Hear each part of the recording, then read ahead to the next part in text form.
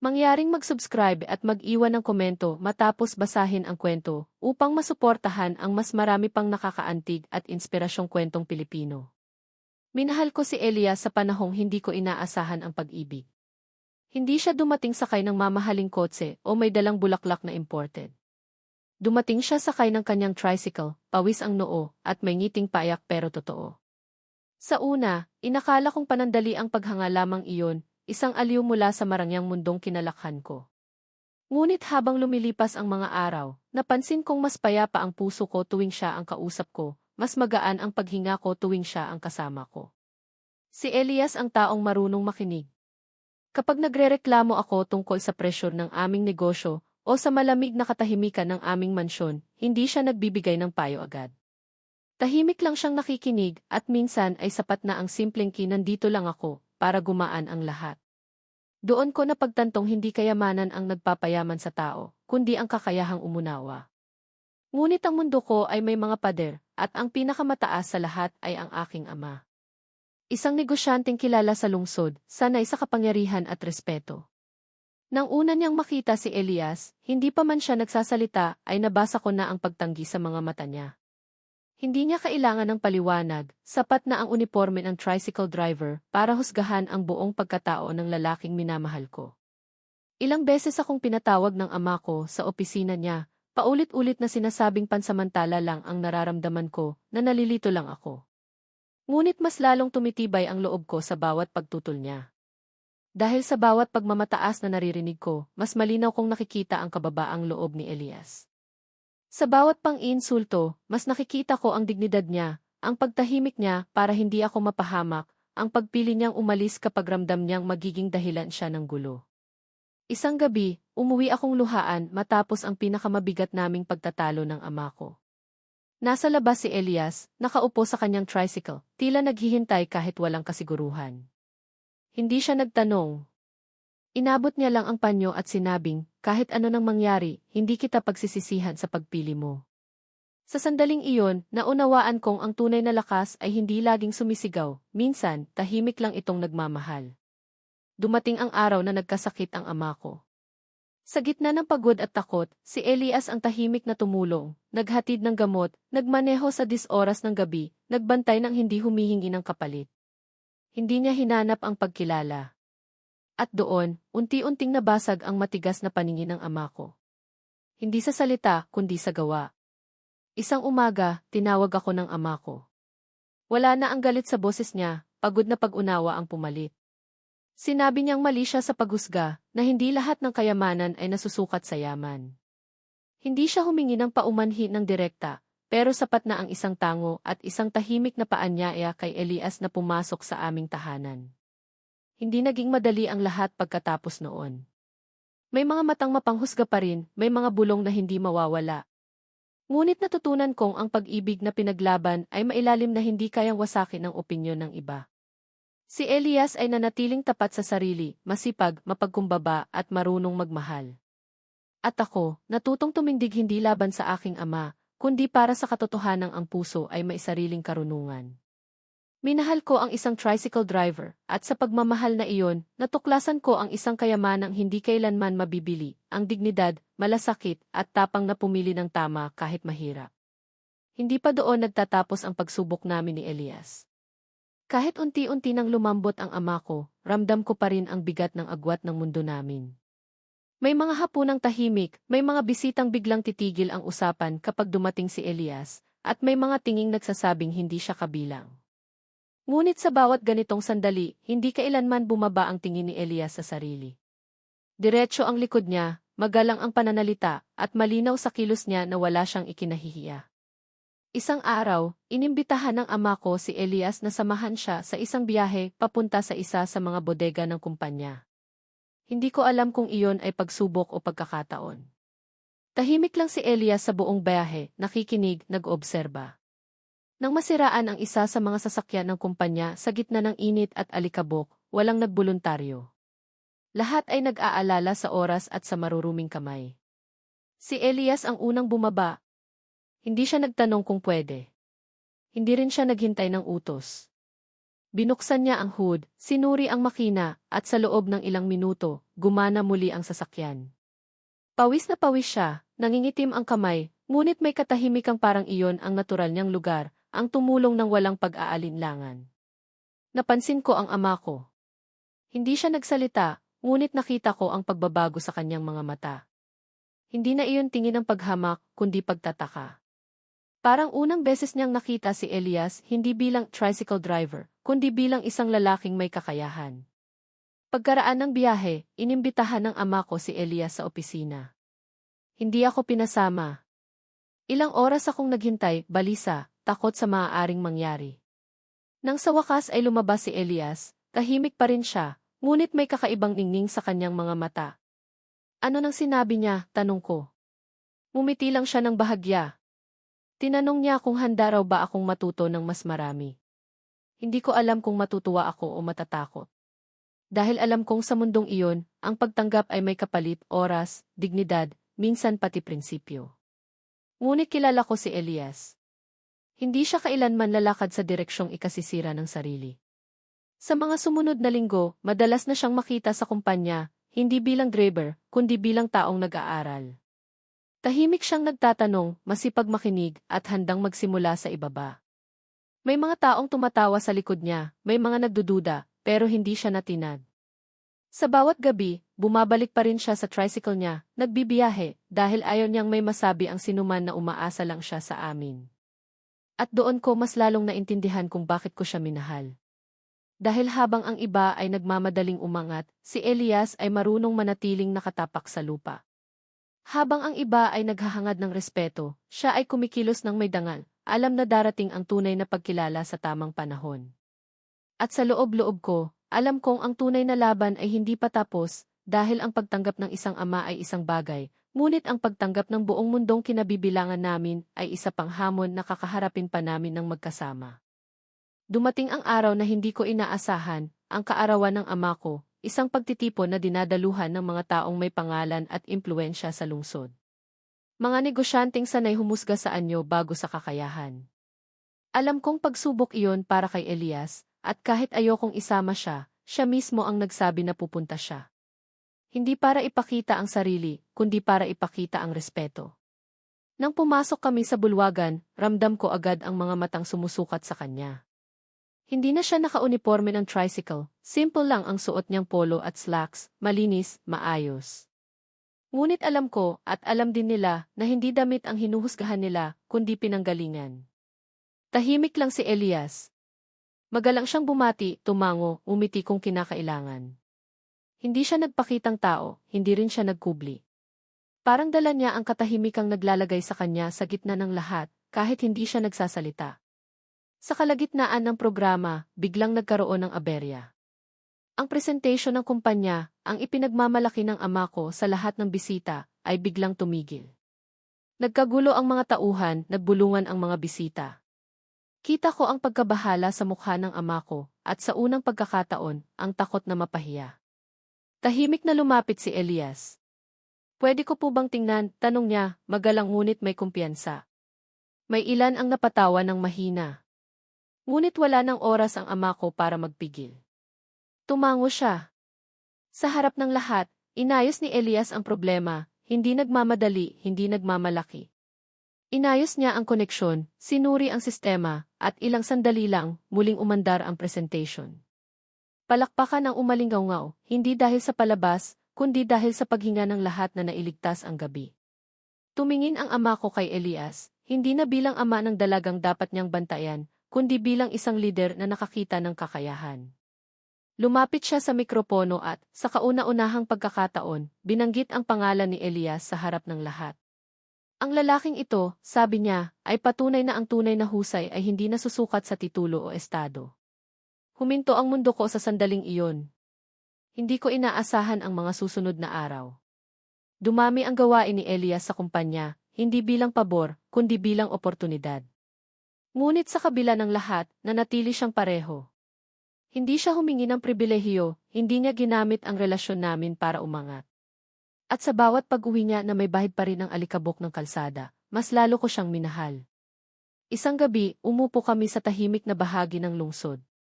Nakatingin sa mga ilaw, sa mga taong patuloy na naglalakad, kanya-kanyang laban. Natatakot ka ba? Tanong ko. Umiling siya. Hindi. Dahil kahit anong mangyari, alam ko kung sino ako. At alam kong kasama kita.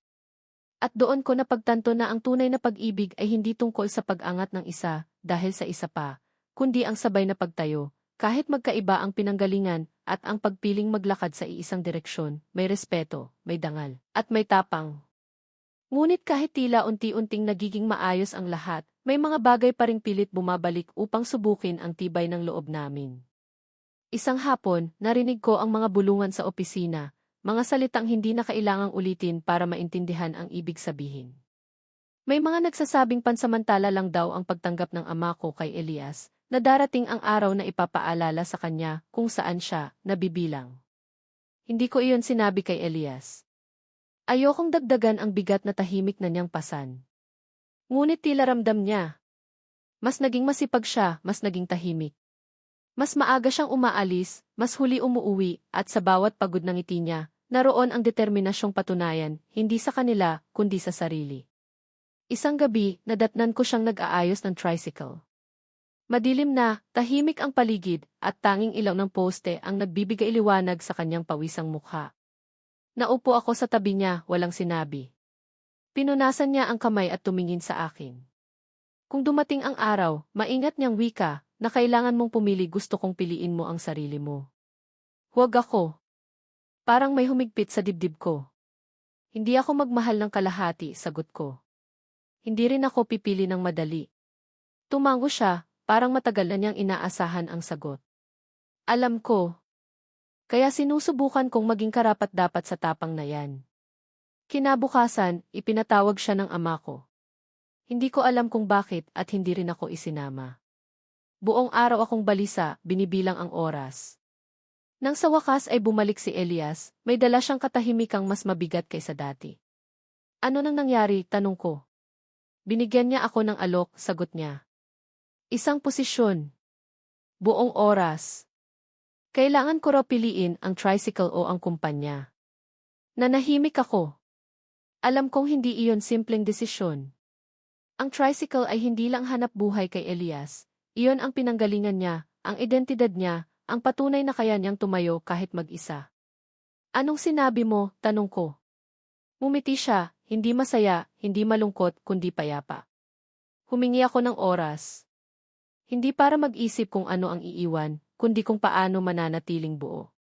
At sa sandaling iyon, naunawaan ko na ang laban namin ay hindi lang laban ng pag-ibig laban sa estado. Ito ay laban ng pananatiling tapat sa sarili habang pinapapasok ang pagbabago. Hindi madaling pagsabayin ang dalawang mundo, ngunit pareho naming alam, kung may isang bagay na hindi namin isusuko, iyon ay ang dignidad na siyang nagbuklod sa amin mula sa simula. Lumipas ang ilang araw na tila mas mahaba kaysa dati. Tahimik si Elias, ngunit ramdam ko ang bigat ng desisyong hinihintay niyang buuin. Hindi siya umiwas, hindi rin siya nagmamadali.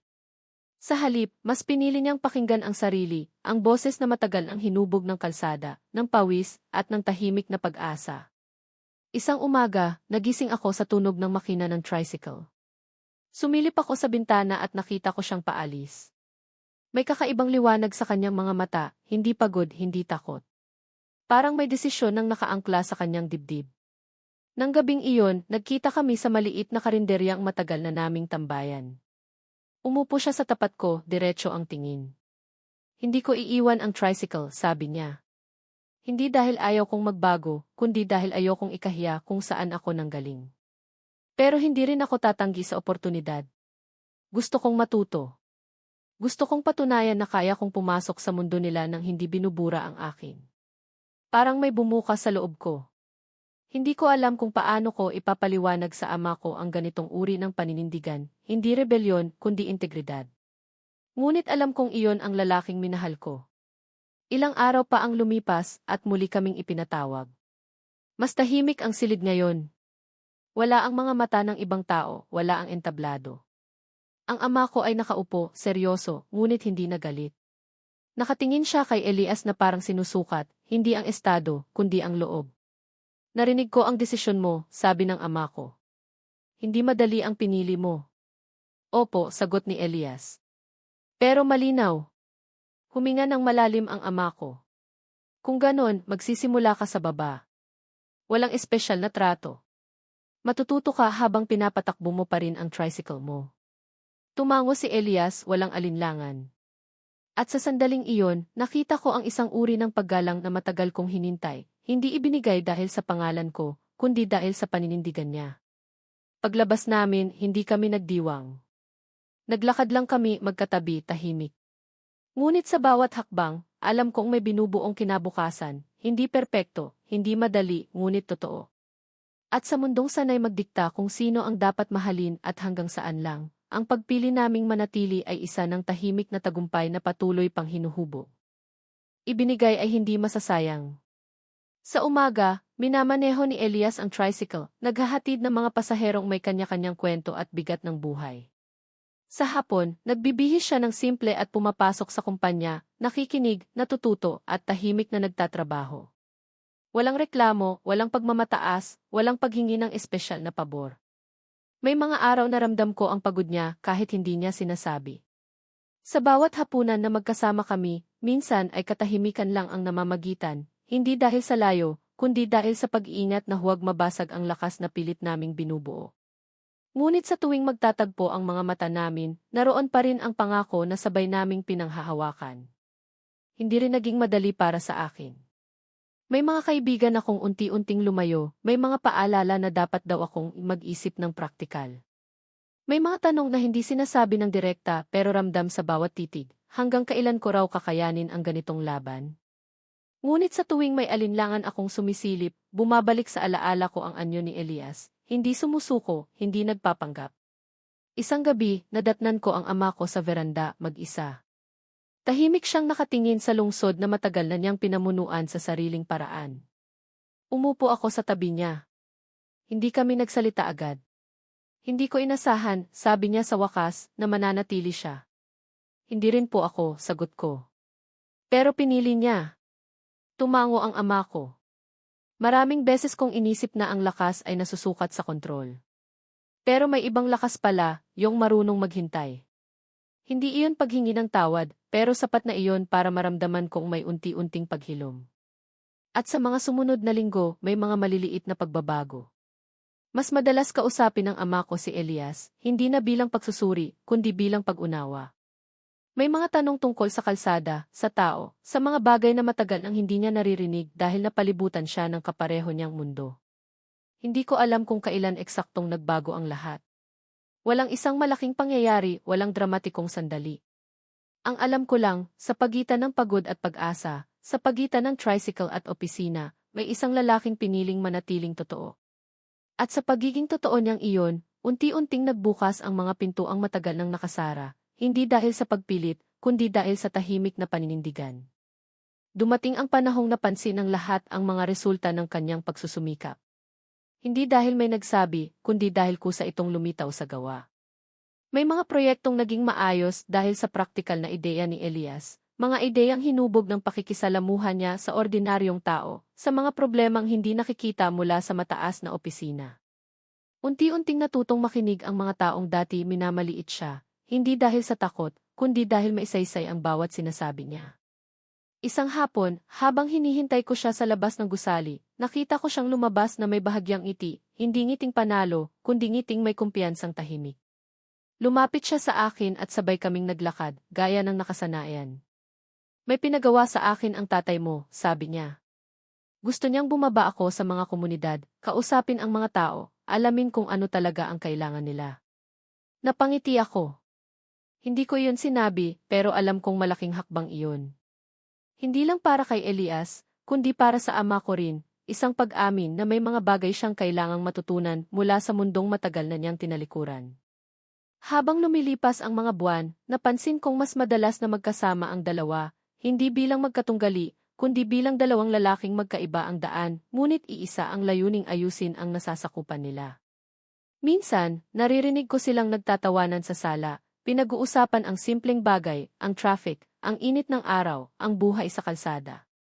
Mga usapang dati hindi ko kailanman iisiping maririnig sa pagitan nila. At sa gitna ng lahat ng iyon, naroon pa rin kami, ako at si Elias, hindi perpekto, minsan napapagod, minsan natatakot, ngunit patuloy na pumipili. Hindi namin alam kung saan hahantong ang lahat, pero malinaw sa amin ang isang bagay, ang pag-ibig na pinanday sa paggalang at paninindigan ay hindi madaling buwagin. Sa bawat umagang nakikita ko siyang paalis sakay ng tricycle, at sa bawat gabing umuwi siyang may dalang bagong kaalaman, mas lalo kong naunawaan na ang tunay na yaman ay hindi minamana o ibinibigay. Ito'y binubuo, araw-araw, sa pamamagitan ng pagpiling maging tapat, kahit mahirap, kahit mag-isa, kahit walang kasiguruhan.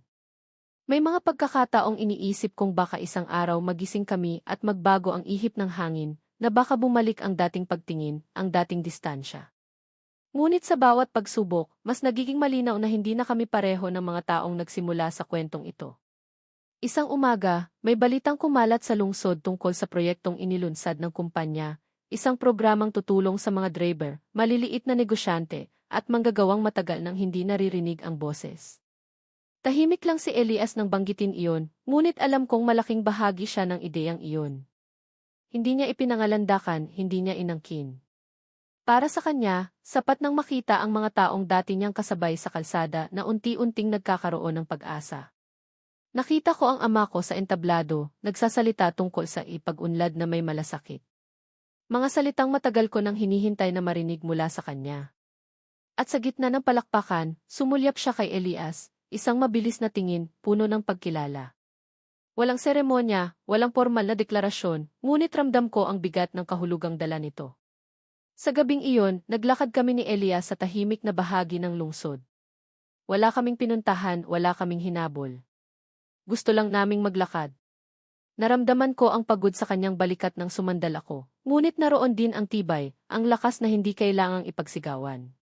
Kung hindi kita nakilala, sabi niya, halos pabulong, malamang nasa kalsada pa rin ako, pero iba ang pakiramdam. Parang may kulang. Ngumiti ako. Kung hindi rin kita nakilala, sagot ko, baka hindi ko rin natutunan kung paano makinig. Hindi iyon pangako ng perpektong kinabukasan. Hindi rin iyon pagtatapos ng lahat ng laban. Ngunit sa bawat hakbang na magkasabay naming tinatahak, mas nagiging malinaw na ang mundo ay hindi lang hinahati ng mayaman at mahirap. Minsan, hinahati rin ito ng tapang at takot, at sa pagpili naming manatili, araw-araw naming pinipiling maging mas matapang kaysa kahapon. Sa mga sumunod na araw, mas naging tahimik ang paligid, parang humihinga bago ang susunod na yugto. Hindi na kami sentro ng bulungan, hindi na rin paksa ng pagtutol. Ngunit alam kong ang tunay na pagsubok ay hindi kailanman nawawala, nagbabago lang ito ng anyo. Isang gabi, inanyayahan ng ama ko si Elias na sumama sa isang pagpupulong sa labas ng lungsod. Walang ingranding sasakyan, walang formal na entourage. Dalawang lalaki lang na magkaibang pinanggalingan papunta sa iisang layunin.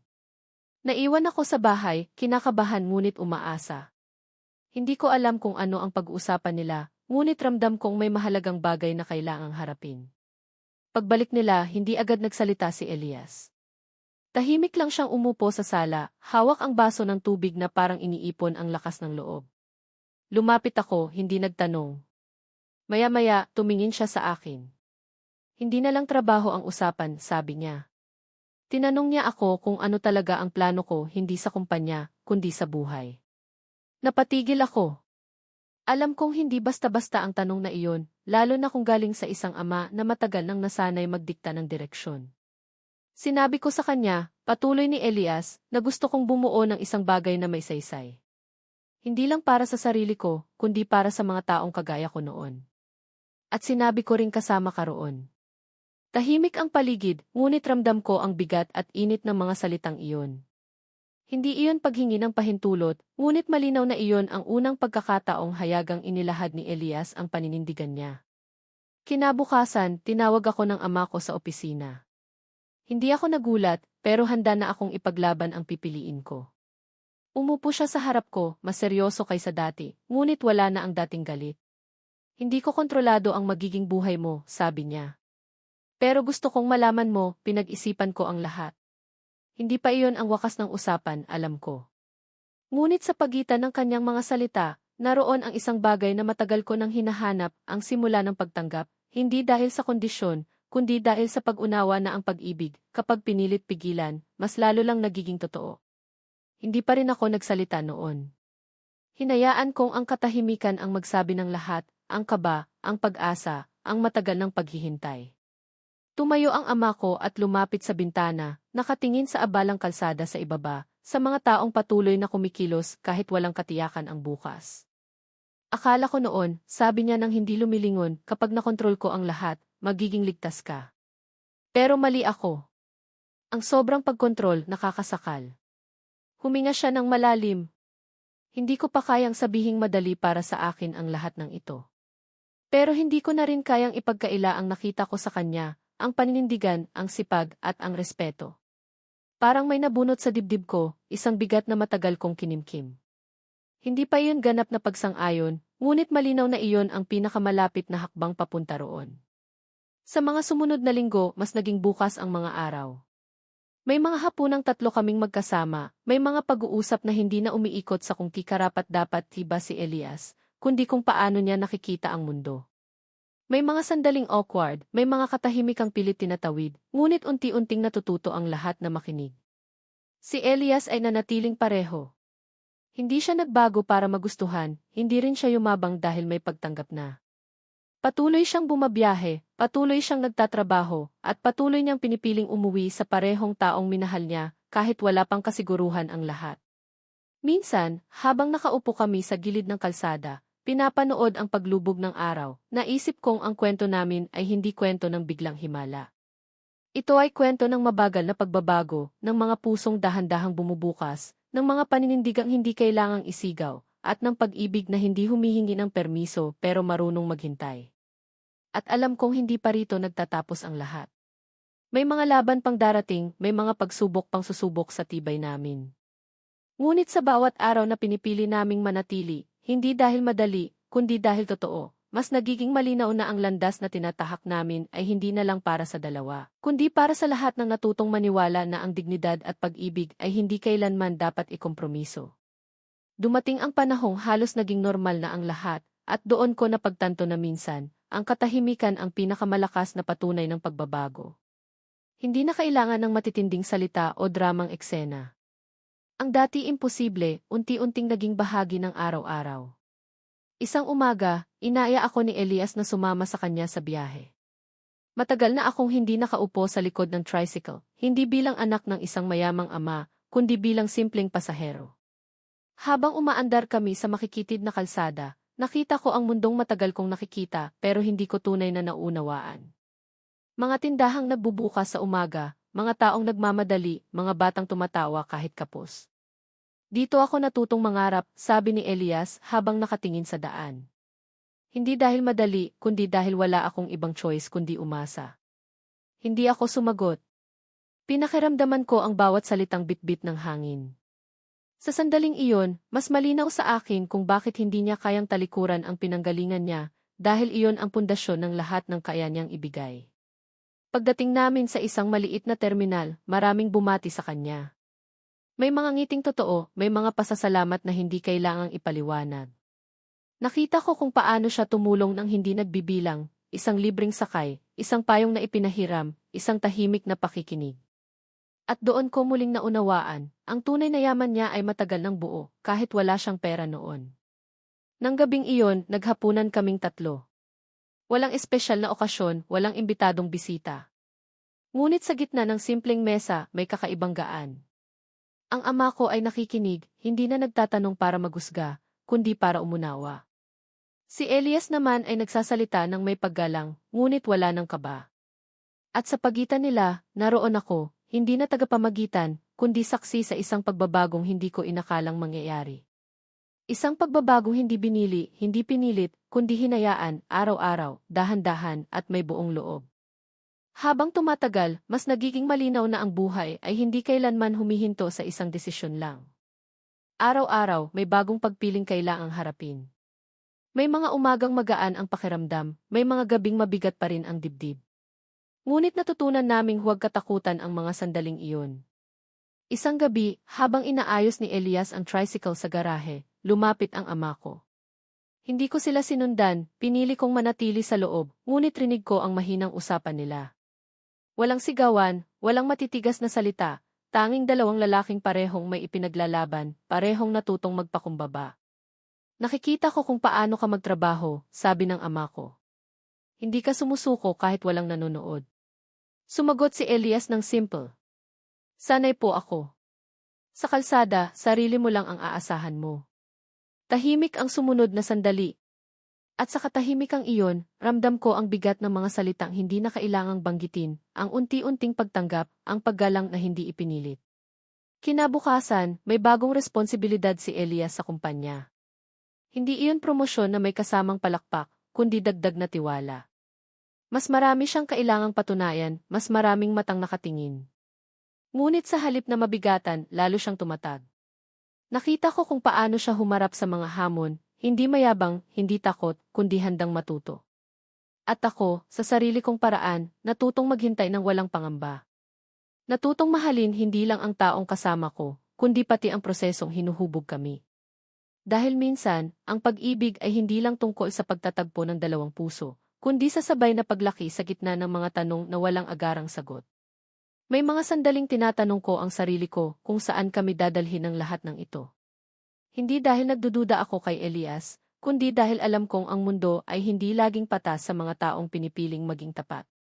Ngunit sa tuwing sisilip ang pangamba, laging may maliit na sandaling bumubulong ng katiyakan, ang paraan ng pagtingin niya kapag pagod, ang paraan ng pakikinig niya kahit wala siyang maibigay na solusyon, ang paraan ng pananatili niya kahit mas madali sanang umalis. Isang hapon, may dumating na sulat para sa ama ko. Isang imbitasyon mula sa mga lider ng lungsod, humihingi ng mungkahi para sa isang bagong programa sa transportasyon at kabuhayan. Tahimik niyang binasa iyon, sa kanya inabot kay Elias. Hindi na niya kailangang ipaliwanag kung bakit. Gusto kong marinig ang opinyon mo, sabi niya. Hindi nagkunwaring marunong si Elias. Umupo siya, nag-isip, nagtanong. Ikinuwento niya ang mga araw sa ilalim ng araw, ang hirap ng boundary, ang pangambang walang uwian kapag nasira ang sasakyan. Hindi iyon talumpati, kwento lang ng karanasan. Ngunit habang nagsasalita siya, nakita kong nakikinig ang ama ko ng buong buo, parang unang beses niyang nakitang malinaw ang mundong matagal nang nasa tabi niya. Sa mga sumunod na linggo, naging mas abala si Elias. May mga pulong, may mga konsultasyon, may mga lakad na hindi na niya dati inaabot. Ngunit sa kabila ng pagbabago, nanatili ang isang bagay, ang pag-uwi niya sa parehong oras, ang simpleng hapunan, ang pagtanong kung kumusta ang araw ko. Hindi niya hinayaang kainin ng ambisyon ang katahimikang pinaghirapan naming buuin. At sa bawat gabing magkatabi kaming nakatingin sa kisame, naiisip ko na ang tunay na laban ay hindi ang pagtanggap ng ama ko o ng lipunan. Ang tunay na laban ay ang pananatiling totoo sa gitna ng mga bagong posibilidad, ang huwag kalimutan kung sino ka habang natututo kung sino ka pa pwedeng maging. Habang lumalawak ang mundo ni Elias, mas lalo kong nakikita ang lalim ng kanyang pinanggagalingan.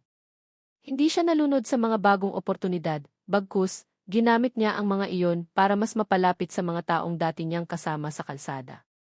May mga gabing umuuwi siyang may dalang kwento, mga driver na muntik ng sumuko, mga pamilyang umaasang may makinig man lang sa kanila. Tahimik niya iyong ikinukwento, parang responsibilidad na ayaw niyang ipagkibit balikat. Isang araw, may bigla ang protesta sa isang bahagi ng lungsod.